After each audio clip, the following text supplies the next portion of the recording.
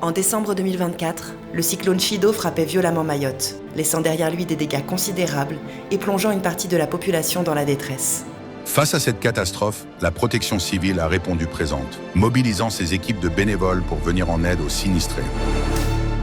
Dès les premières heures, la protection civile a mis en place des actions concrètes pour apporter soins et assistance aux habitants.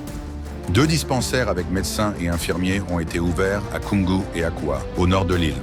Chaque jour, ces centres de soins accueillent entre 40 et 100 patients.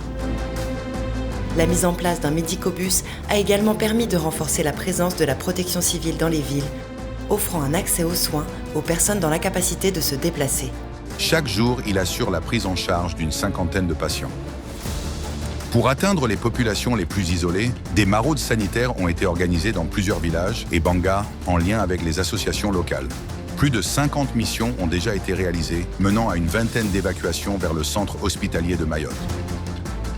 En lien avec les communes, les équipes ont aussi participé activement aux opérations de déblaiement et de tronçonnage afin de dégager les axes et les bâtiments endommagés. Plus de 300 interventions de ce type ont déjà été menées. La protection civile, en partenariat avec l'Association des maires de France, a également assuré la distribution d'eau et de vivres. Depuis le port de Longoni, 100 tonnes d'eau, 17 tonnes de produits d'hygiène et 110 tonnes de denrées alimentaires ont été distribuées aux populations sinistrées. En coordination avec les autorités locales, la protection civile a joué un rôle clé dans la gestion du fret humanitaire, la distribution de bâches pour les habitations endommagées et la vaccination des populations.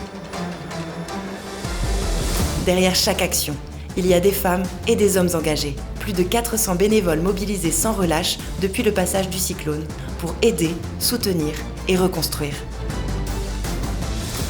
Les efforts ne s'arrêtent pas là. Parmi les prochaines actions essentielles, la protection civile travaille désormais à la potabilisation de l'eau pour garantir un accès sûr et durable à cette ressource vitale, au développement de la télémédecine et à l'ouverture de centres de santé pour compléter l'offre de soins.